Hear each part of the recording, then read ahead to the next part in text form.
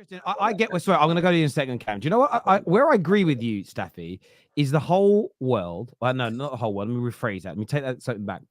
90% of the online world is polarized as fuck, bruv.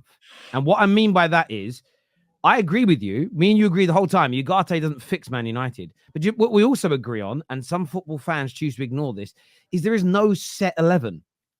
A game like today didn't need a destroyer. We had the balls to go and play.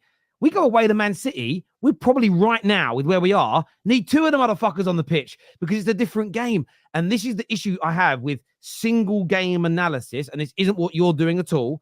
Single game analysis from fans around, I rate you. If Ugarte came on and scored the screamer, it would have been, told you, Staffy, this man's going to save us. That'd be wrong. Equally, him not starting a game doesn't prove that we don't need him as well. And also, I'm not saying you're saying that.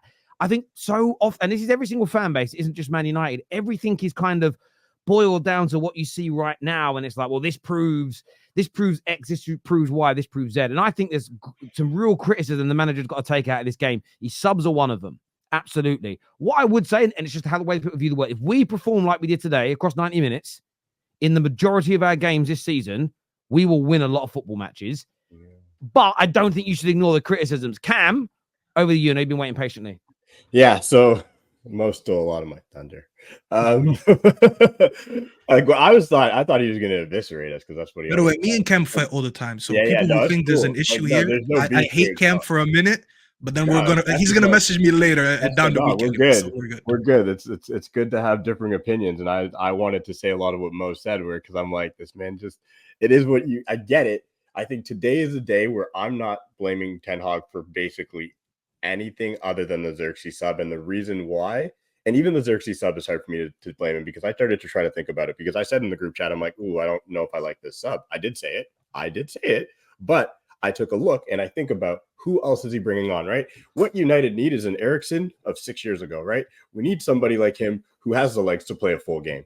That's unfortunately, he looks at our bench and he does have to make certain subs, and he does have to make changes, and everybody's calling for him. And I saw it around Twitter. Oh, we've got to change it up.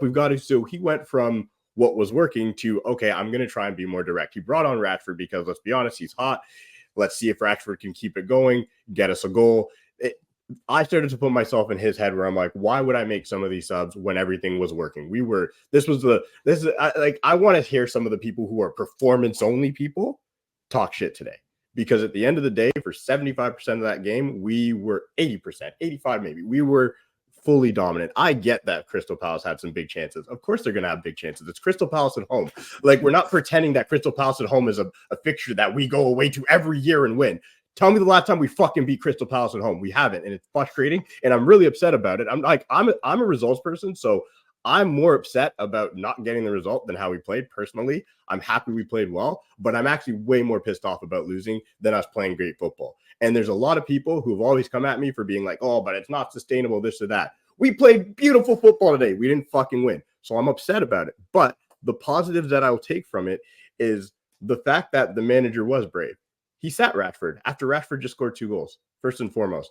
Where's everybody who's always like, Rashford shouldn't play every single game? We need to give the merit and all that, and everybody played. So he sat him. He didn't play him at the start of the game in his best position. He went with what was working, and he rewarded Garnacho for playing well. So I was very happy about that.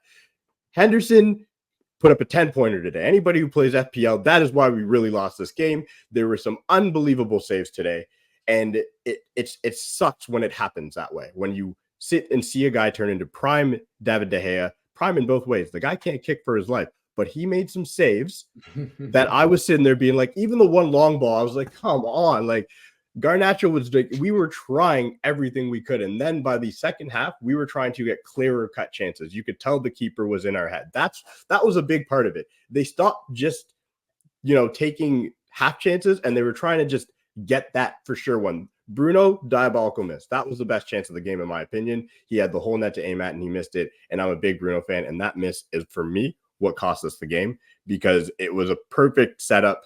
There was nobody there, and Bruno, 9 times out of 10 scores that. So there was a lot of things that didn't go well for us today, and our finishing has got a lot to be desired. I look at Rasmus Højlund, and I think he's lost his place. I think Xerxes fits better with the team. Mazwari for me is going to be, and sorry if I say that wrong, I'm not really good with Arabic names. I think for me, he's going to be our signing of the season. Just watching him out there, he was my favorite. Like every time he touched the ball, the little touches, him and me, the tech was just beautiful, and he didn't panic at any point. The partnership between De Ligt and Martinez, phenomenal. Honestly, like if we're gonna talk about two ball playing center backs they were just comfortable the whole time. The double stamp was crazy. I've never seen anything like that in my life. Because like Rachel's like, oh, he didn't even go for the ball in the group chat. I'm like, so he didn't get the. I'm like, I don't think he was going for the ball. So I'm like, what was he trying to do? I know what he's trying to do. If he's playing on, by the way, if he's playing on a wet pitch, he ends up slipping and takes someone. I played football before, and I saw a tackle like that happen in front of my eyes. Someone did a stomp, slipped because of the rain, and took someone out. He's lucky to be on the pitch. This is what he's trying to do. It was going to be a 50-50 ball. So instead of him going for it and potentially losing out and getting a counter, he wanted to jump in front of the ball clearance. And then I don't know what went through his mind. You can do that so many different ways. Yeah. And then he just did it. It was a brain fart moment. Yeah, it was crazy. It was so Sunday League. It was so Sunday League football here in England. If you go and watch pub football on a Sunday in England over at Hackney Marshes, you will see that 10 times on a Sunday. It was so crazy. So anyway, like the crazy thing for me is like it hurt going into the second half not being up multiple goals. It really hurt because of how well the team played. I haven't seen us look that good under Ten Hag in any game that I've watched us play. And I've always been like, whatever, as long as we win the game. So for me, if we're going to look at it, if there's any positive people can take from this and a manager that we kept around, is that he clearly can play nice football. Like today, if anybody tells me we weren't playing nice football today, then you're just a hater. We looked great. I've seen, like, we were exciting. We were dynamic. Can I challenge you on that, Cap? We use the width of, yeah, you can for sure. But I think we used the width of the pitch a lot. We inverted our players when we needed to. There was a lot of give and goes. There was a lot of those just interplay, like the playing in the box, something we have not seen our team do for we were playing football in their box, which is something I've not seen United do in a long time. So I'm sitting there being like, all right, I'm going to walk away from this very upset because we lost in a game like this. But I can at least say, okay, cool. Like Terry said, if we keep playing like this and we start, we should be winning games. But I will say this, I don't think Eriksen would start. I think Ugarte is going to start against an Arsenal. He's going to start against a Man City because we still don't have an Eriksen who can play at that tilt for 90 minutes. So you can't start a game with Eriksen like that. He's not good enough against the good team. So you do need to play a different style against these other teams. We're not going to go into every game and play toe-to-toe. Like against Palace, and now that I've seen us do it against Palace away, I swear to God, we should be playing like this against every team that's not a top six. Well, Tottenham. So let me challenge one thing you said, please, Cam, before we move away from this point. Yeah. I think one of the reasons why Eriksen can be afforded to play 3 games in a row is that we're actually playing teams with a decent enough technical floor to keep the ball for the amount of times that we did. We kept the ball 67% today, and I think the other day was against Southampton. I forgot how much we had, but we kept the ball very well. You can make an argument that ballers, which, by the way, when I keep talking about technical footballers, I'm not talking about step overs and stuff. I'm talking about players that can actually keep the ball, pass it, and move and maintain the ball. Yeah, like Mazwari and all those guys. Exactly. You can argue that the reason we're actually playing decent football is because the whole back line is good on the ball. You no longer have Erwan Bissaka, who's a liability. You don't have, as much as I like Varane, he wasn't really the most technical on the ball. You don't have Højlund, who's not that good on the ball. And you have an extra body in the midfield that's good on the ball. Plus Ahmad, who's different than those runners in Garnacho and Rashford. The fact that these guys are on the pitch, I think it helps Eriksen. That's fair. Because Eriksen doesn't have to chase the ball all the time. Now, maybe you can argue against an Arsenal or City, that's different because maybe we won't keep the ball as much as we do. But I don't think it's necessarily down to the tactics. And I'll tell you why. The build-up today was so slow that I couldn't stand it. I didn't know what we were trying to do. One moment Eriksen's on the left, one moment is in the middle. And I'm like, half, though. That was what is our pattern? I just don't understand our patterns in the build-up. I still can't figure it out. Because every time we build up, it looks different. Somewhere who was there on the first time wasn't there in the second time. That's what I'm saying. One time Eriksen is here, one time he's there. One time Dallow's in the middle, one time he's all the way up there. And I'm like, can I ask you a question, though? Go ahead. Can I ask you a question? I liked our approach plan. I'll tell you as to why. I agree with you. It was slow at times. But I felt what we were doing was sometimes we were very patient. And, we recycle it from side to side. I've been on I'm not a coach, not a qualified coach, but I've been on coaching courses. Something I had to do. And moving the ball side to side in a horseshoe shape is sort of every single coach in the world is taught to do. That's what you're meant to do to maintain possession. But I like that we would slow the play down. And then when there was a real genuine opening, we sprung into it and moved a little bit quicker.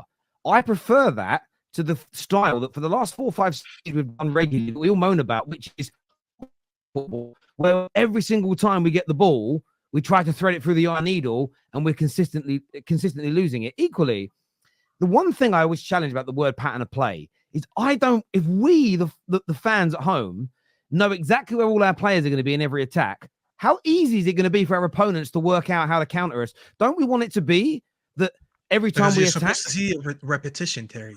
Every team has repetition, no matter what, no matter how we know they build up or not. You do see repetition. But we definitely had there was a number of times tonight where Maswari overlapped and underlapped with Ahmad on the outside, an example. Bruno and Ahmad's partnership working together with the ball. We saw that tonight.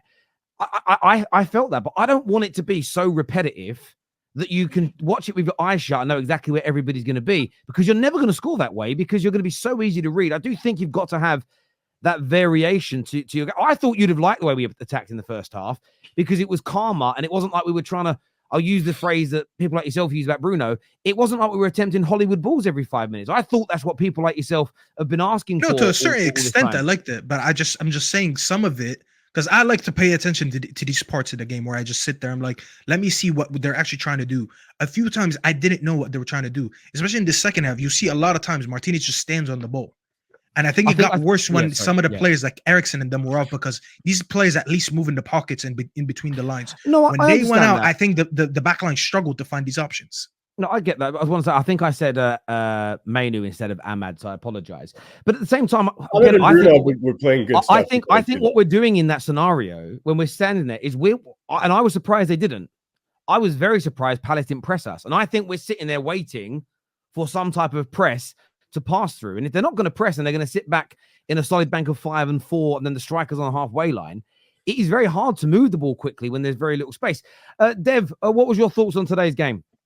Yeah, like to be honest, I'm surprised at I get the negative points that have been said in this chat, and I do understand like where some of you are coming from, but at the end of the day, like I think there were elements of today which I was really, really happy with. I mean, we can all admit the first half it just happens in football. I mean, we had it under the Fergie era where it was just one of those games. For the first 65 minutes, it was just one of those games. We should have converted a lot more chances. You can argue we should have been more clinical, and then we bring on a clinical forward and it doesn't work. But I like the fact, like you made a point there, Terry, which I keep on hearing from people, and I have the same point, is where when you want to see consistent patterns of play, and I'm thinking, okay, we kept recycling possession, we kept on seeing the overlaps, we kept on seeing the inverted fullbacks, we kept on seeing the dynamic win play, either they were changing or they wanted to come inside, wait for the overlap and do things. We kept on seeing some forms of consistency there, and yet when it's not the same players all the time, it's almost as if you can't see it. And I just thought, to be honest, I saw a really nice defensive display at times. I mentioned when they did have their chances, it wasn't anything like last season where we're vacating spaces because we're not good enough and then they get their chances. It's almost as if we go in for duels, and you can win duels and you can lose them, but we're going in for them and it breaks their way, and some play was good from them and they had their chances as well. But we should have been out of sight, and that's always going to be frustrating. But on the point of the subs, I think while I was watching it, I kind of didn't disagree too much with it, because I agree that Xerxes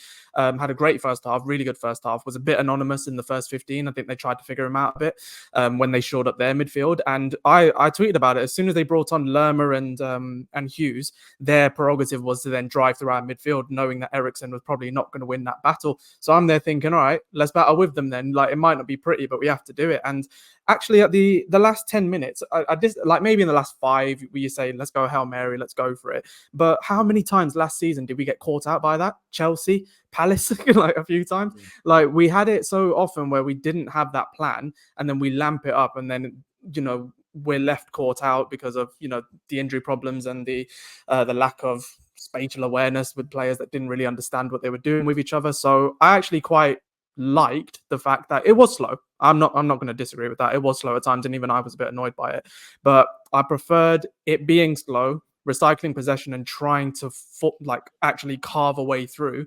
rather than do what we were doing last season, which ended up with the manager, the team in hot water, and everyone saying he hasn't got the system. So I'm not happy. Obviously, you can't be happy when you draw, but it's a banana peel away where you think, things do happen at games like this, and we kept control for the majority of it. Onana, I think, got to give him his props, because we'll all be the first one to say if he makes a mistake. The man pulled off brilliance. I think David Raya had about 2 days worth of airtime after he did that in the Champions League. Onana something Yeah. Boy, that was a what makes brilliant it save. what makes it That better was- for him as well. Yeah, It's the fact exactly. that I think it was a phenomenal save, because especially with Onana had zero chance. Raya had a good save, but he had a bit of a chance to make it. Onana, I did not see him getting up, and he did. And genuinely, I think Henderson had a 10 out of 10, and you do see that sometimes. So I'm not going to lose my mind either way. I think it is just annoying, but I'm not. Yeah, I agree. Where I am, I suppose you could call this negative, is I'm a bit like this in my professional life. So KJ works for me. If KJ shows me he can do something, I then expect it all the time. Now that doesn't mean I don't expect. It means I don't expect us to win every game forever. Of course, there's going to be anomalies where bad games happen. But what we did in terms of on the ball for 70-80% of today's game, I now want to see that in the vast majority of games, home and away, all the time. And I think that when people have said like you can't just praise the performance, I think you can by saying that's more of what I want to see. But you have to see, if we go through the next 3 games and that performance isn't there, today's game will annoy me even more, because I need to understand what the hell led. What's creating that inconsistency?